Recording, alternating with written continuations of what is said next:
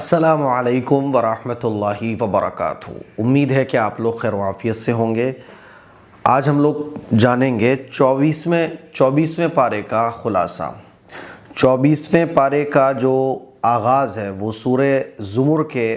باقی حصے سے ہو رہا ہے، کیونکہ سورہ زمر چل رہی تھی ہماری 23ویں پارے کے آخر سے۔ اللہ تبارک و تعالیٰ 24ویں پارے کی شروعات فرما رہا ہے، فمن اظلم ممن کذب علی اللہ وکذب بالصدق اذ جاء۔ اللہ تعالیٰ فرماتا ہے کہ اس شخص سے بڑا ظالم کون ہوگا جس نے اللہ پر جھوٹ باندھا۔ کیسا جھوٹ باندھا؟ کہ اللہ کے ساتھ اس نے دوسرے خداؤں کو معبود بنا لیا، اور جب سچی بات اس تک پہنچ گئی تو اسے جھٹلا دیا۔ پیغمبر آئے سچی بات لے کر کہ دیکھو اللہ کو ایک مانو، اللہ کے ساتھ کسی کو شریک مت ٹھہراؤ، تو اس نے پیغمبر کی بات کو جھٹلا دیا۔ جھوٹ باندھنے والے لوگوں میں وہ تمام گروہ شامل ہیں جنہوں نے اللہ کی ذات کے ساتھ شرک کیا۔ یہودی، عیسائی۔ یہودیوں نے حضرت عزیر علیہ السلام کو اللہ کا بیٹا قرار دے دیا، عیسائیوں نے حضرت عیسیٰ علیہ السلام کو اللہ کا بیٹا قرار دے دیا، کفار مکہ نے بتوں کو اللہ کا شریک ٹھہرایا اور فرشتوں کو اللہ کی بیٹیاں قرار دے دیا۔ تو تمام گروہ جو اس بات کے قائل ہیں وہ تمام کے تمام اس میں آتے ہیں اللہ پر جھوٹ باندھنے والوں میں۔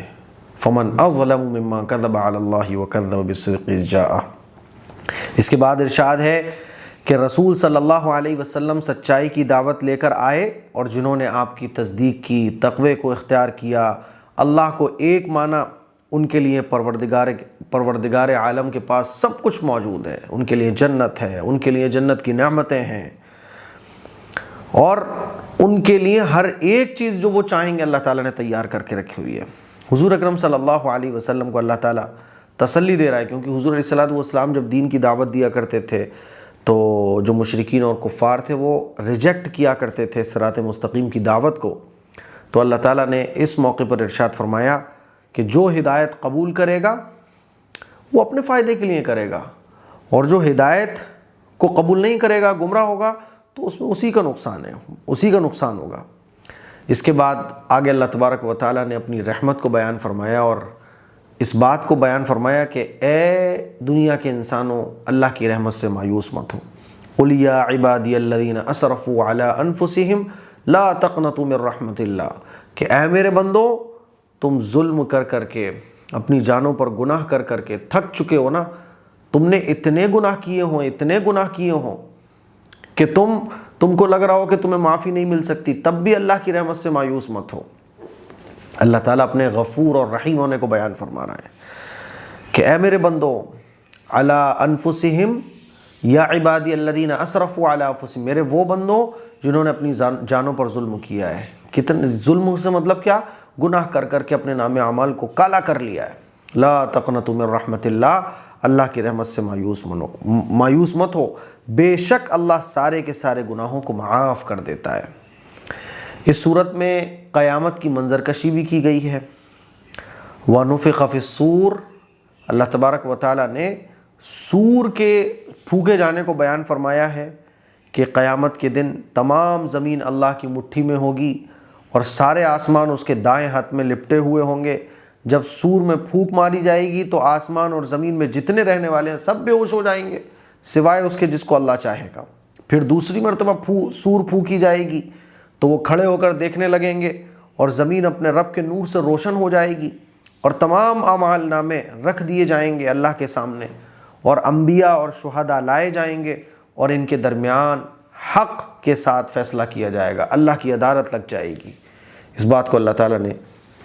سورہ الزمر کے اندر بیان فرمایا ہے۔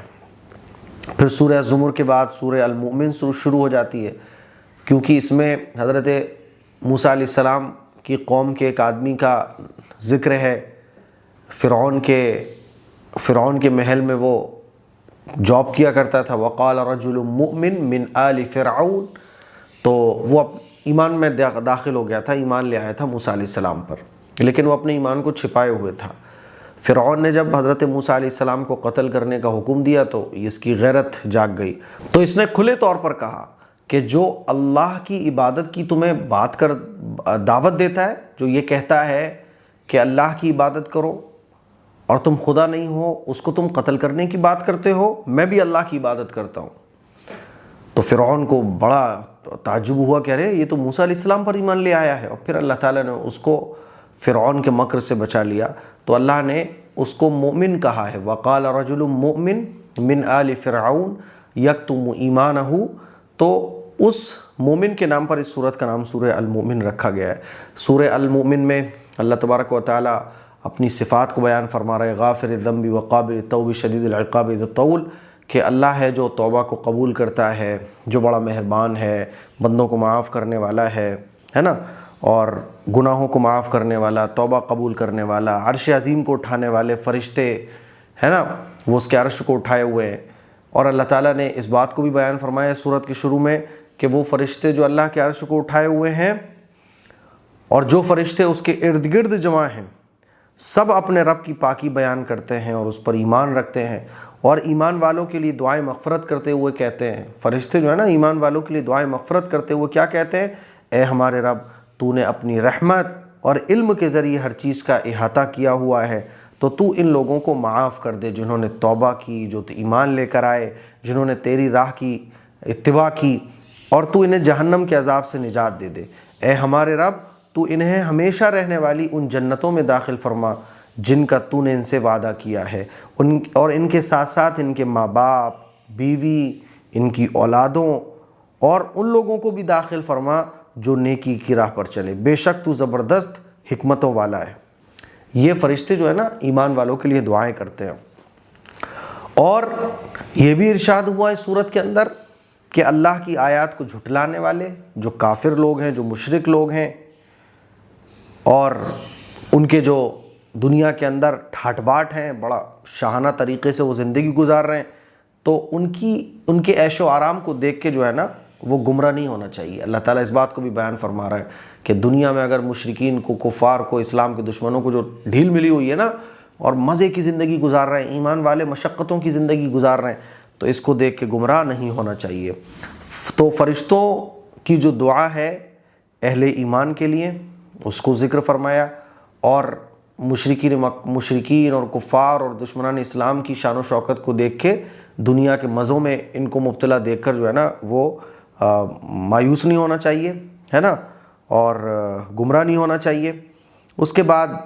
اس بات کو بھی اللہ تبارک و تعالیٰ نے بیان فرمایا کہ جب کفار کو جہنم کی آگ میں ڈالا جائے گا تو وہ پریشان ہوں گے اور نادم ہوں گے، اور اپنے آپ سے نفرت کریں گے اور کہیں گے کہ کاش ہم اس وقت اللہ کی بات مان لیتے اور انبیاء کی دعوت قبول کر لیتے تو آج ہم جہنم میں نہیں جل رہے ہوتے۔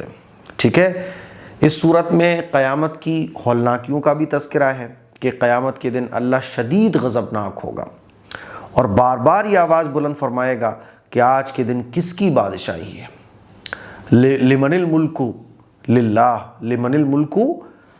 الملک اليوم للہ، کہ آج کس کی بادشاہت ہے، کہیں کوئی سے جواب نہیں آئے گا۔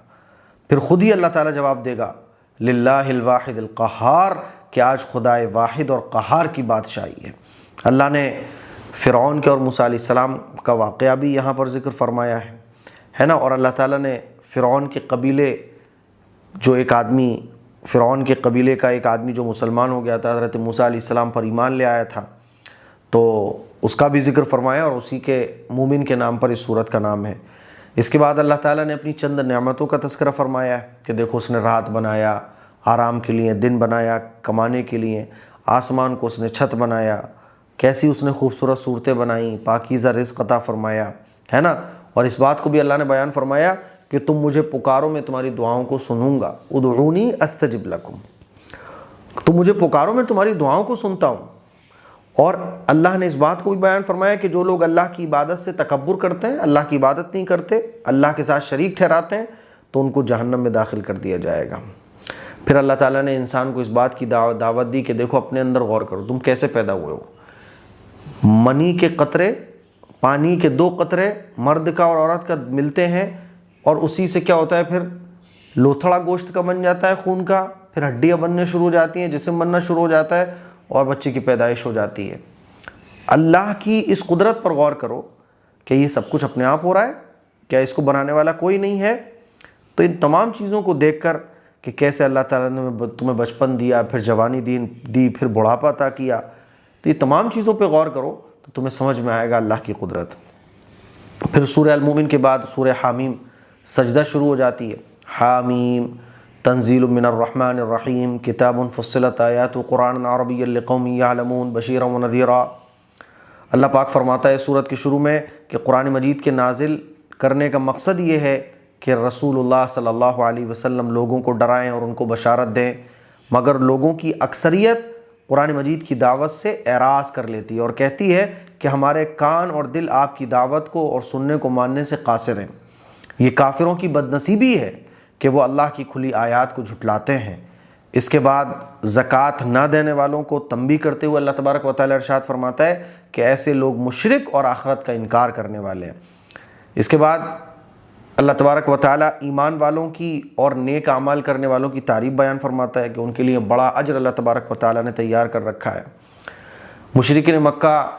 کا بھی تذکرہ ہے جو یہ کہتے تھے کہ قرآن نہ سنو، وقال الذین کفروا لا تسمعوا لہذا القرآن، شور کرو قرآن سنو مت، ہے نا۔ تو اللہ تبارک و تعالیٰ بیان فرما رہا ہے تمہاری ساری تدبیریں کوئی کام آنے والی نہیں ہے، اللہ کا دین پوری دنیا میں غالب ہو کر رہے گا۔ اس کے بعد قوم عاد، قوم سمود پر آنے والے عذابوں کا تذکرہ ہے کہ قوم عاد اور قوم سمود پر دنیاوی عذاب تو آیا ہی، اس کے ساتھ ساتھ جو اخروی عذاب ان کے اوپر آیا ہے اس کا ذکر ہے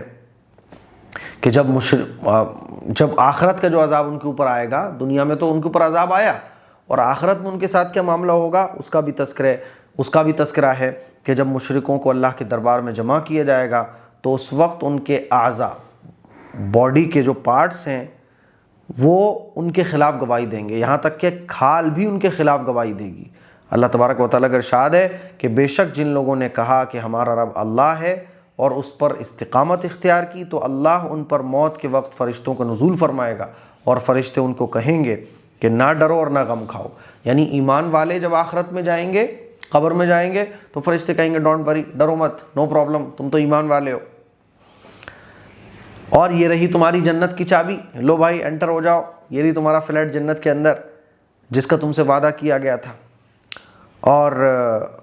ان لوگوں کے ساتھ کیا ہوگا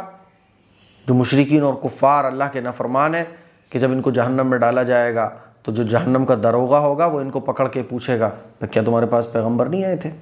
تو یہ کہیں گے ہاں پیغمبر تو آئے تھے، اللہ کی بات بھی ہم تک پہنچی ہے، لیکن کیا کریں، ہماری غلطی ہے کہ ہم نے اللہ اور اللہ کے رسول کی باتوں کو نہیں مانا، تو جہنم میں پھر ان کو ڈال دیا جائے گا۔ تو یہ پورا خلاصہ تھا 24ویں پارے کا، مجھے امید ہے آپ کو اچھے طریقے سے سمجھ آ گیا ہو۔ السلام علیکم ورحمۃ اللہ وبرکاتہ۔